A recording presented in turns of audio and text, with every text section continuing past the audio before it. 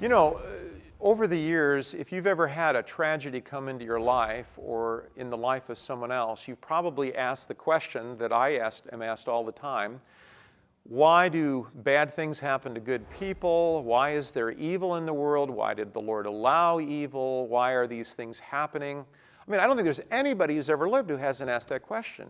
And so as we look at this issue of evil today, we have to kind of ask a hard theological and biblical question. What is God's role, or what part did the Lord play in any of these things?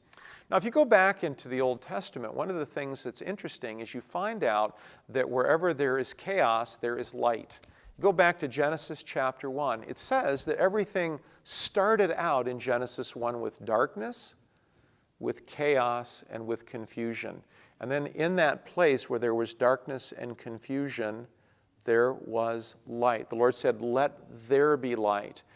And so one of the things we need to understand is that we would have no understanding of anything good without the awareness of something bad. Therefore, we wouldn't really understand light. I mean, the fact that you're watching me or listening to this segment today is because you understand what light is, because you have been able to see.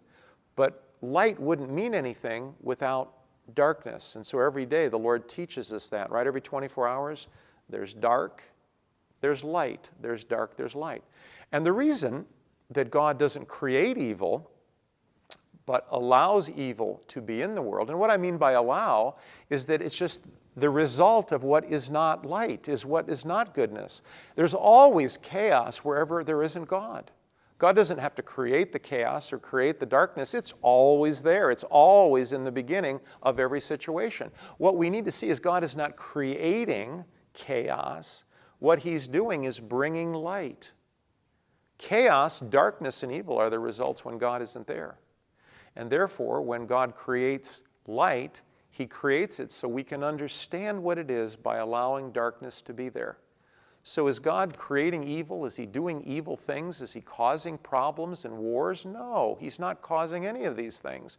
These are the result of His not being there.